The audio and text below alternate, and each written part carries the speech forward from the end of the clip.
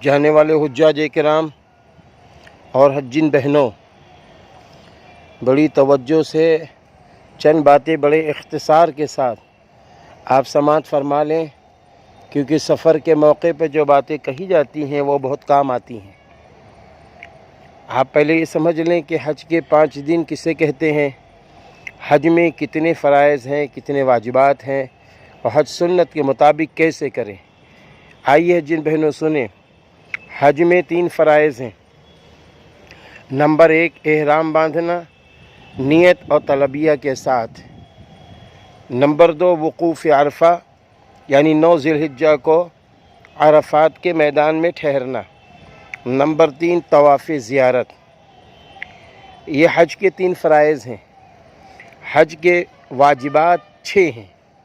Number 1 سعی کرنا، number 2 وقوف مزدلفہ۔ سمجھ رہے ہیں حاجی صاحب؟ وقوف مزدلفہ یعنی مزدلفہ جب پہنچیں گے رات میں وہاں ٹھہرنا۔ نمبر 3 رمی یعنی جب مینا آئیں گے تو وہاں آنے کے بعد بڑے شیطان کو 7 کنکریاں ایک ایک کر کے ماریں گے، اور دوسرے اور تیسرے دن جو رمی ہوتی ہے وہ تینوں شیطان کو کنکریاں ماری جاتی ہیں 11-12 کو۔ تو اب دیکھیے سمجھیے رمی کرنا۔ نمبر 4 قربانی یعنی حج والی قربانی جو مکہ شریف میں ہوگی وہ کرنا۔ پھر اس کے بعد حلق کرانا، اور پھر چھٹا جو ہے وہ کیا ہے؟ طواف وداع۔ طواف وداع عمرے میں 2 فرض ہیں۔ احرام کی حالت میں مکمل طور پر آنا، نمبر 2 طواف کرنا۔ عمرے میں 2 واجب ہیں، سعی کرنا، حلق کرانا یعنی منڈا کرانا۔ اب ذرا سے حج کے 5 دنوں پہ غور کرو۔ دیکھو جانے والے حاجیوں، حج کے 5 دنوں پہ غور کرو۔ اگر آپ اپنے وطن سے سیدھے مدینہ جا رہے ہیں تو بغیر احرام کے جائیں گے، اب اس پر کچھ بھی واجب نہ ہوگا، بغیر احرام کے آپ جائیں گے۔ عورت عمرہ یا حج کا احرام باندھتے وقت ناپاک ہو جائے، یہ بات شروع میں اس لیے بتا رہا ہوں عورتوں کے لیے، یہ ضروری ہے۔ ناپاک ہو جائے تو بغیر نماز پڑھے احرام باندھ لے، یعنی مدینہ پہنچ گئے، اب وہاں ناپاکی ہو گئی، شرعی عذر ہے یہ۔ اب شرعی عذر میں کیا کریں گے؟ احرام باندھ لیں، یعنی احرام کی نیت کر لیں، تلبیہ پڑھ لیں، ٹھیک ہے، احرام باندھ لیں۔ احرام باندھتے وقت ناپاک ہو جائے تو بغیر نماز پڑھے احرام باندھ لے۔ پاک ہونے کے بعد طواف و سعی کرے، جب پاک ہو جائے تو طواف و سعی کرے۔ اگر حج کے موقع پر ناپاک ہو تو طواف زیارت پاک ہونے کے بعد کرے، چاہے 12-13 تاریخ کے بعد کرنا پڑے، اس پر کچھ بھی واجب نہ ہوگا، یعنی دم وغیرہ واجب نہیں ہوگا، کتنی بھی تاخیر ہو جائے۔ اگر وطن واپسی تک پاک نہ ہو تو مجبوری میں اسی حال میں طواف کر لیں اور 1 اونٹ کی قربانی ادا کر دیں، حج کامل ہو جائے گا۔ اسی طرح سمجھ لیں دوران طواف بیت اللہ کی طرف منہ، سینہ، پیٹھ نہ کریں، سمجھا جی صاحب؟ یہ ناجائز ہے۔ بیت اللہ کی طرف منہ کرنا صرف حجر اسود کے استعلام کے وقت جائز ہے۔ دوران طواف نگاہ سامنے ہو، ادھر ادھر نہ دیکھیں، بغیر وضو کے طواف نہ ہوگا۔ ہاں حجین بہنوں آپ بھی سن لیں، حاجی صاحب آپ بھی سن لیں، بغیر وضو کے طواف نہ ہوگا۔ طواف کے دوران دعا کی طرح ہاتھ نہ اٹھائیں یا نماز کی طرح ہاتھ نہ باندھیں۔ مقام ابراہیم کو بوسہ دینا یا اس کا استعلام کرنا منع ہے۔ احرام کی حالت میں حجر اسود، ملتزم یا رکن یمانی کو ہاتھ نہ لگائیں، اس لیے کہ ان میں خوشبو لگی ہوتی ہے۔ نماز کی حالت میں اگر کوئی عورت آپ کے آگے یا بغل میں کھڑی ہو جائے تو اسے ہٹا دیں یا خود ہٹ جائیں، ورنہ آپ کی نماز نہ ہوگی۔ یہ میں نے باتیں اس لیے بتائی ہیں کہ اس کا خیال رکھا جائے۔ اب آئیے حج کا طریقہ کیا ہے یہ سمجھ لیں۔ حج کا طریقہ یہ ہے، سر ڈھانک کر 2 رکعت نماز احرام کی نیت سے پڑھیں، سلام پھیر کر سر سے کپڑا ہٹا لیں اور بیٹھے ہوئے حج کی نیت کریں۔ حج کی نیت عربی میں یہ ہے، اللہم انی ارید الحج فیسرہ لی وتقبلہ منی، اے اللہ میں حج کی نیت کرتا ہوں، اس کو میرے لیے آسان فرما اور قبول فرما۔ پھر 3 بار تلبیہ پڑھیں، بغیر تلبیہ کے نیت نہیں ہوگی۔ تلبیہ کیا ہے؟ لبیک اللہم لبیک لبیک لا شریک لک لبیک ان الحمد والنعمت لک والملک لا شریک لک۔ اب آئیے ہم چلتے ہیں کہ حج کب سے شروع ہوتا ہے۔ حج 8 ذی الحجہ سے 12 ذی الحجہ تک ہوتا ہے، یعنی 5 دن۔ حج کا پہلا دن 8 ذی الحجہ مکہ مکرمہ سے، یعنی عزیزیہ بلڈنگ میں جب آپ ہوں گے، مکہ مکرمہ سے احرام باندھ کر منا روانہ ہوں۔ منا میں آج کے دن ظہر اور عصر، مغرب اور عشاء پڑھنی ہے۔ رات میں یہاں قیام کرنا ہے اور کوئی کام نہیں، ذکر و دعا یاد الہی میں مشغول رہیں اور حج کے مسائل سیکھتے رہیں۔ یعنی 8 ذی الحجہ کو حج کا پہلا دن ہوگا، اس میں آپ تلبیہ بھی پڑھیں گے، دعا و مناجات بھی کریں گے، قرآن کریم بھی پڑھیں گے، استغفار بھی پڑھیں گے، اور اس کے ساتھ حج کے مسائل کی کتاب ہم کو اپنے ساتھ میں رکھنی چاہیے تاکہ ہمارا حج ناقص نہ ہو۔ حج کا دوسرا دن 9 ذی الحجہ فجر کی نماز کے بعد پہلے تکبیر تشریق، اس کے بعد تلبیہ پڑھیں۔ تکبیر تشریق یعنی امام و مقتدی باواز بلند ایک بار اللہ اکبر اللہ اکبر لا الہ الا اللہ واللہ اکبر اللہ اکبر وللہ الحمد پڑھیں۔ حجین بہنیں آہستہ پڑھیں۔ اس کے بعد تلبیہ پڑھیں، لبیک اللہم لبیک لبیک لا شریک لک لبیک ان الحمد والنعمت لک والملک لا شریک لک۔ 10 ذی الحجہ کو بڑے شیطان کی رمی کے بعد بند ہو جائے گی۔ کیا بند ہو جائے گی؟ تلبیہ۔ 10 ذی الحجہ کو جب آپ مزدلفہ سے منا آئیں گے تو جیسے ہی آپ بڑے شیطان کو کنکری مارنے چلیں گے تو آپ کا تلبیہ بند ہو جائے گا۔ بڑے شیطان کو جب کنکری ماریں گے تو ایک ایک کر کے 7 ماریں گے، اور کنکری مارنے کا طریقہ یہ ہے کہ کنکری اپنی شہادت والی انگلی اور انگوٹھے سے اس کو پکڑ لیں، چنے کے برابر ہو، اور پڑھیں بسم اللہ اللہ اکبر، پھر 7 بار ایک ایک کر کے شیطان کو، بڑے شیطان کو کنکری ماریں، اس کے بعد کوئی دعا نہ کریں۔ 10 ذی الحجہ کو بڑے شیطان کی رمی کے بعد تلبیہ بند ہو جائے گی۔ تکبیر تشریق یعنی 13 ذی الحجہ کی عصر کی نماز تک پڑھی جائے گی، ٹھیک ہے۔ فجر کی نماز منا میں ادا کر کے سورج نکلنے کے بعد منا سے چل کر ظہر سے پہلے تلبیہ پڑھتے ہوئے عرفات پہنچے۔ تلبیہ پھر وہی لبیک اللہم لبیک لبیک لا شریک لک لبیک ان الحمد والنعمت لک والملک لا شریک لک، پڑھتے ہوئے اپنے خیمے میں پہنچ جائیں اور ظہر کے وقت میں ظہر کی نماز پڑھیں اور عصر کے وقت میں عصر کی نماز پڑھیں۔ مسجد نمرہ میں ظہر اور عصر دونوں نمازیں ملا کر ظہر کے وقت میں صرف امام کے پیچھے پڑھی جاتی ہیں، اپنے خیمے میں ملا کر نہ پڑھیں۔ ظہر کی نماز کے بعد 3 تسبیح پڑھیں، 100 مرتبہ سورہ اخلاص، یعنی بسم اللہ الرحمن الرحیم قل هو اللہ احد اللہ الصمد لم یلد ولم یولد ولم یکن له کفوا احد۔ پھر اس کے بعد 100 مرتبہ چوتھا کلمہ لا الہ الا اللہ وحدہ لا شریک لہ لہ الملک ولہ الحمد وہو علی کل شیء قدیر۔ اس کے بعد 100 مرتبہ درود ابراہیم اللہم صلی علی محمد وعلى آل محمد كما صليت على إبراهيم وعلى آل إبراهيم إنك حميد مجيد وعلينا معهم پڑھیں.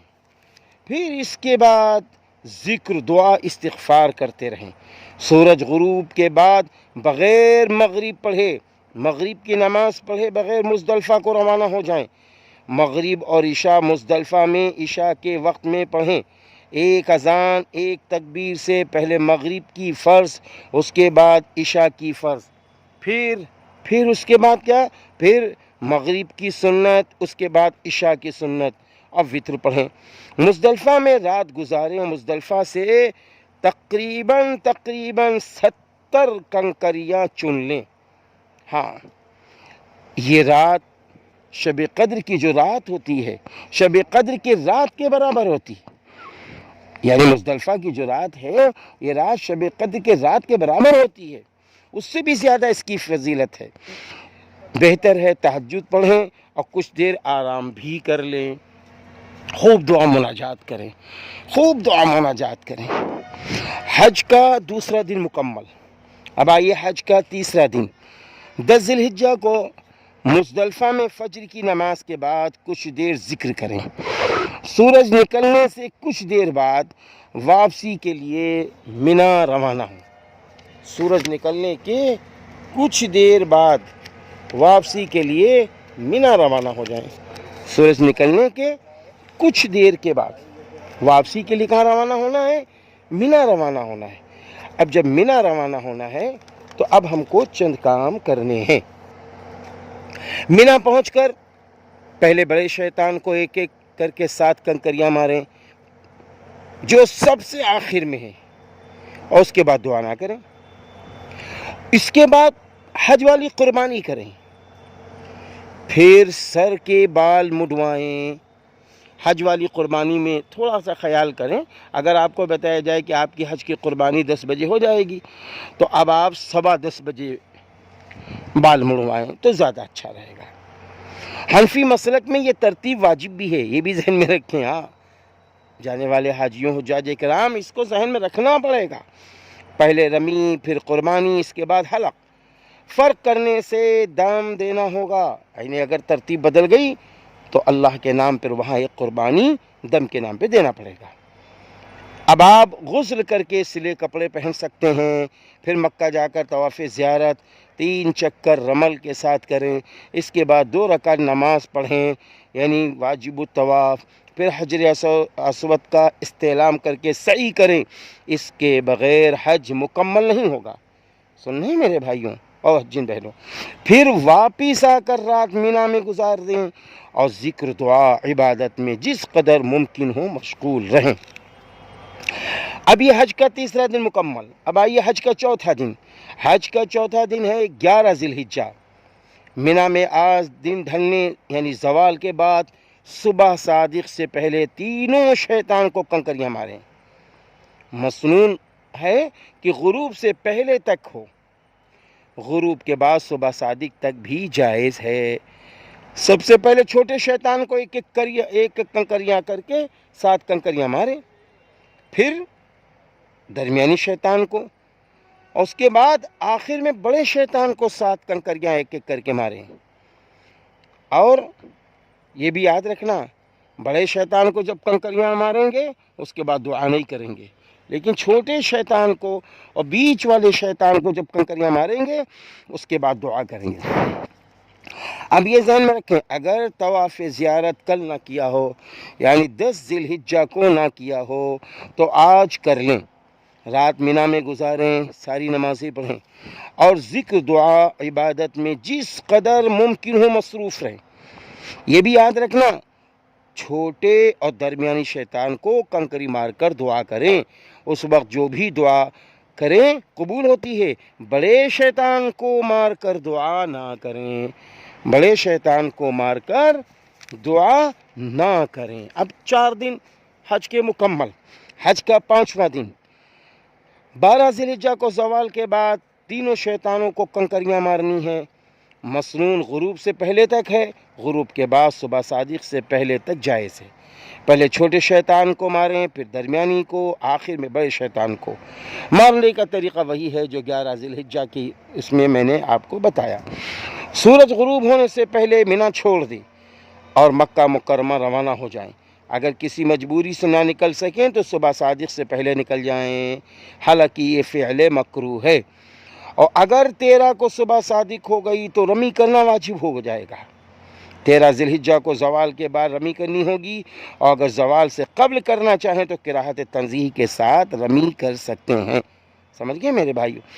اگر اب تک طواف زیارت نہیں کیا ہے تو آج غروب سے پہلے ضرور طواف زیارت کر لے۔ اب طواف زیارت کے بعد اگر سعی نہیں کی ہے تو سعی بھی کریں گے۔ 13 ذی الحجہ کو غروب آفتاب کے بعد کیا طواف ادا ہو جائے گا، لیکن دم دینا پڑے گا تاخیر کرنے کی وجہ سے۔ یعنی اگر کوئی شخص 12 ذی الحجہ کو غروب آفتاب کے بعد طواف کیا تو پھر اس کو دم دینا ہوگا، طواف بھی کرنا پڑے گا۔ وطن واپسی سے پہلے ایک طواف وداع کی نیت سے کریں، یہ واجب ہے۔ جب آپ ہندوستان آنے لگیں تو آپ کو کیا کرنا ہوگا؟ ایک طواف وداع یہ واجب ہے، نہ کرنے سے دم دینا واجب ہو جائے گا، اس لیے ہم کو طواف کرنا ہوگا۔ درمیان میں کچھ نفلی طواف ضرور کر لیں، یعنی جب یہاں سے آپ مدینہ منورہ سے جائیں گے ذوالحلیفہ سے احرام باندھ کر اپنا عمرہ کر لیجئے گا، اور اپنا عمرہ کرنے کے بعد نفلی طواف خوب کرنا، زندوں کے نام، مردوں کے نام، پیغمبروں کے نام، صحابہ کے نام، اپنے والدین کے نام، جس کے نام چاہیں آپ طواف کر سکتے ہیں۔ حجین بہنیں آپ بھی کر سکتے ہیں، حاجی صاحب آپ بھی کر سکتے ہیں، آپ بھی کر سکتے ہیں۔ بس چند مسئلے اور سماعت فرما لیں۔ عمرہ اور حج کی نیت کر کے ہر وقت تلبیہ کثرت سے پڑھتے رہیں۔ ہر نماز کے بعد سلام پھیر کر تلبیہ 3 بار بلند آواز سے پڑھیں۔ عورتیں آہستہ سے پڑھیں۔ عمرے کی تلبیہ طواف کی نیت سے پہلے بند ہو جائے گی، حج کی تلبیہ بڑے شیطان کی رمی پر بند ہو جائے گی، یہ بھی ذہن میں رکھیں۔ اگر کسی عورت کے ماتھے پر 3 گھنٹہ کپڑا لگا رہا، یعنی عورت کو احرام کی حالت میں اپنا چہرہ کھولنا ہوگا۔ کتنا چہرہ؟ جتنا چہرہ وضو میں بہنوں کھولتے ہیں اتنا چہرہ کھولنا ہوگا۔ اب کسی عورت نے کیا کیا؟ اتنا چہرہ نہیں کھولا، ماتھے پر دوپٹہ لگا رہا تو صدقہ فطر کے برابر آپ کو وہاں پر اللہ کی راہ میں نکالنا ہوگا۔ اور پورے دن یا رات لگا رہا تو دم واجب ہو جائے گا، اس لیے اس کا خیال رکھنا۔ اسی طرح کسی مرد کے سر یا چہرے پر 3 گھنٹے کپڑا لگا رہا تو صدقہ فطر دینا ہوگا، پورے دن یا رات لگا رہا تو دم دینا ہوگا۔ حج کرنے والے پر یاد رکھنا میرے بھائیوں، حج کرنے والے پر 2 قربانیاں واجب ہیں، ایک حج کی، دوسرے ذی الحجہ کی، یعنی عید الاضحیٰ کی، بقرعید کی۔ حج کی قربانی حدود حرم میں ہوگی اور ذی الحجہ کی قربانی اپنے وطن میں ہو سکتی ہے۔ اب انڈیا سے جانے والا ہر حاجی مقیم وہاں ہو جاتا ہے، اس لیے ظہر، عصر، عشاء کی پوری نمازیں مکہ شریف میں پڑھے گا۔ اللہ تعالیٰ آپ کے حج کو قبول فرمائے، حج مبرور عطا فرمائے، اور اللہ تعالیٰ آپ کو جب مکہ شریف سے اپنے گھر کی طرف بھیجے، کیونکہ اس نے اپنا مہمان بنایا ہے، تو اللہ مقبول حج اور مبرور حج کے ساتھ بھیجے، داعی بنا کر بھیجے، اور اسی کے ساتھ اللہ و رسول صلی اللہ علیہ وسلم سے محبت کر کے بھیجے، تا حیات اپنی نمازیں پابندی سے ادا کرتے رہنا اور قرآن و حدیث کی روشنی میں رہنا، کیونکہ یہاں سے آپ عرفان و فرقان بن کر گئے تھے، لیکن جب واپس آپ آئیں گے تو حاجی فرقان، حاجی عرفان کہلائیں گے۔ اللہ تعالیٰ آپ کی ہماری مدد فرمائے، دعاؤں میں یاد رکھنا۔ آفتاب عالم ندوی، خیر آبادی، مبلغ دارالعلوم ندوۃ العلماء لکھنؤ، بانی و ناظم جامعہ نور الہدیٰ للبنات، قصبہ خیر آباد، ضلع سیتاپور۔ جانے والے حاجیوں خوب خوب مبارک ہو۔